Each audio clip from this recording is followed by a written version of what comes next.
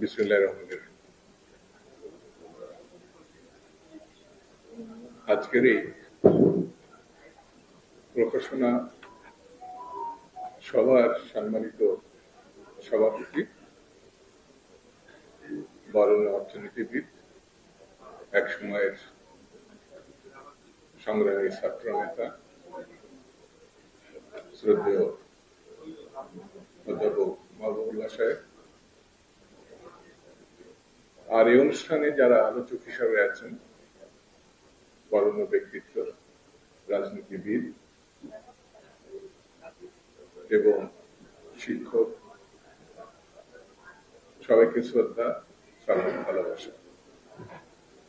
আর যারা এই অনুষ্ঠানে আয়োজক, তাদেরকে আমি সালাম, শুভেচ্ছা জানাই। আসসালামু আলাইকুম। আমি শুরুতেই মাহফুজুল্লাহ ভাইয়ের প্রতি শ্রদ্ধা জানাচ্ছি এবং তার রুহের মাগফিরাত কামনা করছি। তিনি লোকান্তরিত, কিন্তু যে কাজটি তিনি করে গেছেন, আমার কাছে মনে হয়েছে এই কাজটার জন্যই তিনি আমাদের মধ্যে এসেছেন। শহীদ জিয়ার সম্বন্ধে, দেশনেত্রী বেগম খালেদা জিয়া সম্বন্ধে এবং বাংলাদেশের জাতীয়তাবাদী রাজনীতির যেটা এখন সব থেকে মর্মান্তিক একটি নির্যাতনের শিকার বলব না, নির্মমতা, ভয়ঙ্কর একটা অবস্থায় পৌঁছেছে, সেটিকে উজ্জীবিত করার জন্য তার যে প্রধান নেতৃত্ব, তিনি দেশ নেত্রী বেগম খালেদা জিয়া, তার সম্বন্ধে এই বইটি হাতে যদি না পেতাম, তাহলে আমার নিজের কাছে মনে হয়েছে যে আমরা যখন শুরু করেছিলাম, মানে আমি ব্যক্তিগতভাবে ছাত্র রাজনীতিতে, তখন অনেক কিছুই স্মৃতির আড়ালে চলে গেছে। মাহফুজুল ভাইকে ধন্যবাদ। তিনি, জানি না সেই লোকান্তরিত থেকে আজকের এই সভা তার দেখতে পাবেন কিনা, তবে এটা নিশ্চিত তার প্রতি আমরা কৃতজ্ঞ। কোন জায়গা থেকে শুরু করব? 15 ফেব্রুয়ারি 83 জাতীয়তাবাদী ছাত্র দলের পক্ষ থেকে এরশাদ বিরোধী আন্দোলনের ঢাকা বিশ্ববিদ্যালয়ের যে ঘটনার কথা এখানেও এসেছে। তখনকার যখন আমরা প্রথম এরশাদ ঢাকা বিশ্ববিদ্যালয়ে আসতে চেয়েছে, আমরা তার বিরোধিতা করেছি। সেনাবাহিনী দিয়ে আমাদেরকে ঘিরে ফেলা হয়েছে, নির্মম ভাবে আমাদেরকে আক্রমণ করা হয়েছে। রাউফন বসিনিয়া সহ অসংখ্য ছাত্র নেতা কর্মীকে হত্যা করা হয়েছে। সেদিন জাতীয়তাবাদী ছাত্র দল বিদ্রোহ করেছিল ঢাকা বিশ্ববিদ্যালয়ে। ঢাকা বিশ্ববিদ্যালয়ে সেদিন বেগম খালেদা জিয়া রওনা দিয়েছিলেন, কিন্তু তাকে ঢুকতে দেওয়া হয়নি। তিনি মেডিকেল কলেজে গিয়ে নিহত ছাত্র নেতাদের পাশে গিয়ে দাঁড়িয়েছিলেন। সংগ্রামী কি এটি তার প্রথম পদক্ষেপ? আমার জানা নাই, কারণ এই বইয়ে তার শিশুকাল, তার কিশোরীকাল, তার যৌবনের সময় বলা হয়েছে তিনি তার মতো করে থাকতেন, তার বোনের সঙ্গে, তার পরিবারের সঙ্গে। শহীদ জিয়া রহমানের সঙ্গে তিনি যখন বিবাহিত, তারপরে বলা হচ্ছে, এবং রাজনীতিতে এই যে আমি 15 ফেব্রুয়ারি কথা বললাম, তার আগ পর্যন্ত প্রকাশ্য এরকম সরাসরি ঢাকা বিশ্ববিদ্যালয়ে তিনি রওনা দেন নাই। আমার কাছে তা মনে হয়। শহীদ জিয়া রহমানের রাজনৈতিক ভাবনার অংশীদার ছিলেন তিনি। শহীদ জিয়া তাকে রেখে চলে যাচ্ছে কারুঘাট বেতারে স্বাধীনতা ঘোষণার জন্য। তিনি যদি তার অংশীদার না হতেন, তার পরিবারকে রক্ষা না করতেন, তিনি যদি অস্থিরতা দেখাতেন, তাহলে শহীদ জিয়া রহমান শহীদ জিয়া রহমান হতেন কিনা, এটা নিয়ে অনেক বিতর্ক করা। এত নির্বিঘ্ন থেকে শহীদ জিয়া রহমান কাজ করেছেন বেগম জিয়ার নীরব সমর্থনের কারণে, সহযোগিতার কারণে, বিশ্বাসের কারণে। তিনি আমাদের নেত্রী।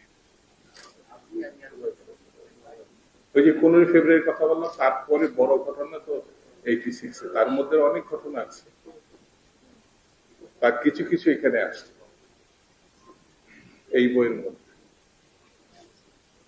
কত শতটা, মানে কত নির্মম, যারা তার রাজনীতির ভাবনার সঙ্গে রাস্তায় নেমেছিলেন 7 দল, 86 এর আগেই তারা চলে যাচ্ছে তাকে রাস্তায় রেখে, 7 দল ছেড়ে চলে যাচ্ছে ক্ষমতার প্রলোভনে। আর দেশনেত্রী বেগম খালেদা জিয়া, যিনি শৌখিন মহিলা হিসাবে পরিচিত ছিলেন, তিনি সকল শোভনীয়তা, আরাম আয়েশ, সুযোগ সুবিধা সবকিছু বর্জন করে তিনি রাস্তায় নেমে এসেছেন। তখনকার ছবি যদি আপনারা, আমার মনে হয় এখানে কিছু কিছু আছে, দেখলে বোঝা যাবে যে দক্ষিণ পূর্ব এশিয়া না, সারা বিশ্বে একটি নেত্রীর উত্থানের যে লগ্ন, সেই লগ্নটা এখানেও কিছু কিছু আমি উল্লেখ করেছি, দেখেছি, আছে। এই জন্য এই বই অসাধারণ, যে একজন নেত্রী কিভাবে রাজনীতির অংশগ্রহণ এবং বেড়ে ওঠা এবং শক্ত মানসিকতা নিয়ে রাজনীতিতে এই গরিব একটি দেশে টিকে থাকতে হয়, সেটি এই বইয়ের মধ্যে থেকে এখন তরুণ সমাজ বুঝতে পারে। 86 তিনি সিদ্ধান্ত নিয়েছিলেন সামরিক স্বৈরাচারের অধীনে কোনো নির্বাচনে তিনি অংশগ্রহণ করবেন না।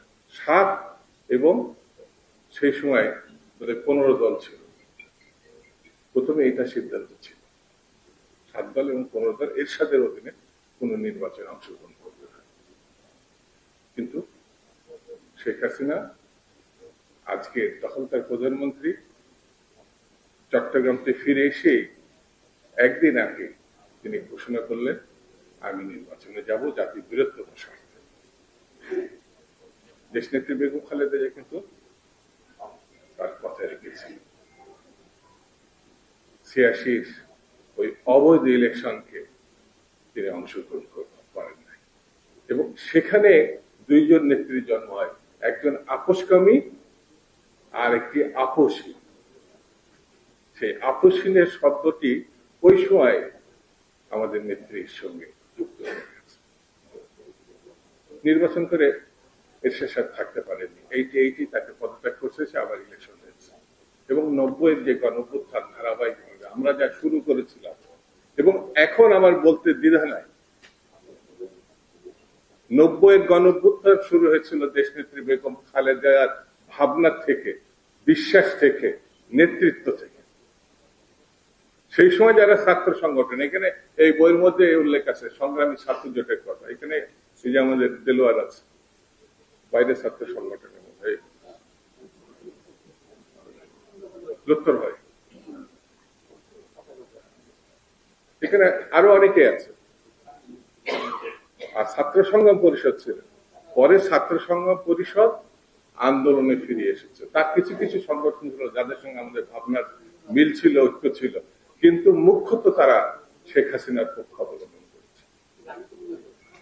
আর আমাদের এই সংগ্রামী ছাত্র জোটকে একসময় জাতীয় ছাত্র ঐক্যে রূপান্তরিত করেছিল এই নেত্রী, দেশনেত্রী বেগম খালেদা জিয়ার অনুপ্রেরণা। এখানে আলম বসে আছে, এখানে কিছুক্ষণ আগে স্বপ্নকে দেখলাম। আমি এই মানুষটা যখন বিছানায় চিকিৎসার জন্য অসহায়ের মতো শুয়ে থাকে, কষ্ট লাগে। এখানে এই নাম আমাদের খোপো, আমাদের মিলন, এই যে একসময় আমরা সামরিক স্বৈরাচারকে যে মানে সরিয়ে দিলাম, গণঅভ্যুত্থান করলাম, এর প্রধান নেত্রী না, একক নেত্রী হচ্ছে দেশনেত্রী বেগম খালেদা জিয়া, একক নেত্রী। আর তার পাশে যে দাবিদার আছে, তিনিও আন্দোলন করেছেন। তিনি আসলে ক্ষমতাকে ভোগ করে শেষ রাউন্ডে এসে পাশে দাঁড়িয়েছে সবসময়। দেখেন, তার সঙ্গে কিন্তু সেই সময় পরাজিত শক্তি এখনো পর্যন্ত ধারাবাহিকভাবে 15-17 বছর ধরে তার সঙ্গে আছে, গণতান্ত্রিক আন্দোলনের সঙ্গে নাই।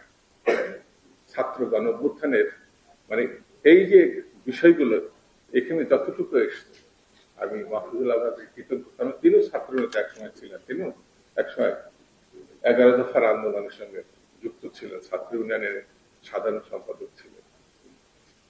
বন্ধুরা, যদি আমরা দেশ নেত্রী বেগম খালেদা জিয়া এই বই যারা প্রকাশ করেছে তাদেরকেও আমি ধন্যবাদ দিই। আমি সুলতান ভাইয়ের ছেলেকেও ধন্যবাদ দিই যে অনুবাদের সঙ্গে সম্পৃক্ত। তার একটা তথ্য দিই, জাতীয়তাবাদী ছাত্র দলের প্রথম প্রকাশ সাপ্তাহিক প্রকাশ, তারও প্রকাশনা প্রথম তারই পিতার ওই মুদ্রণালয় থেকে আমি প্রকাশ করেছিলাম। আমি ছাত্র দলের দপ্তর সম্পাদক ছিলাম। সেই পরিবারের একজন এই প্রকাশনার সঙ্গে অনুবাদের সঙ্গে যুক্ত। আজকে এটা আমার খুব ভালো লাগছে। আরেকটি কথা ভালো লাগছে, আমরা নেত্রীকে যদি যথাযথভাবে সম্মানিত করতে না পারি, তাহলে আমরা স্বাধীনতার প্রতি, গণতন্ত্রের প্রতি, একাত্তরের প্রতি যথাযথভাবে সম্মান জানাতে ব্যর্থ। এই সরকার গণতন্ত্র হরণ করেছে, এই সরকার ফ্যাসিবাদ প্রতিষ্ঠা করেছে, এই সরকার সবকিছু লুটপাট করে নিয়েছে। তার মানে এরা একাত্তর থেকে সরে গেছে, এরা স্বাধীনতার সঙ্গে নাই, গণতন্ত্রের সঙ্গে নাই। আমি বেশি কথা শুধু বলবো না, এতটুকু বলি, এই দেশের তরুণরা ইতিহাস তৈরি করেছে, সেই তরুণদের কাছেই জাতি প্রত্যাশা করে এই ফ্যাসিবাদকে উৎখাত করবে, তারাই আমরা তাদের সঙ্গে থাকবো। সবাইকে ধন্যবাদ। খুদা হাফেজ। বাংলাদেশ জিন্দাবাদ।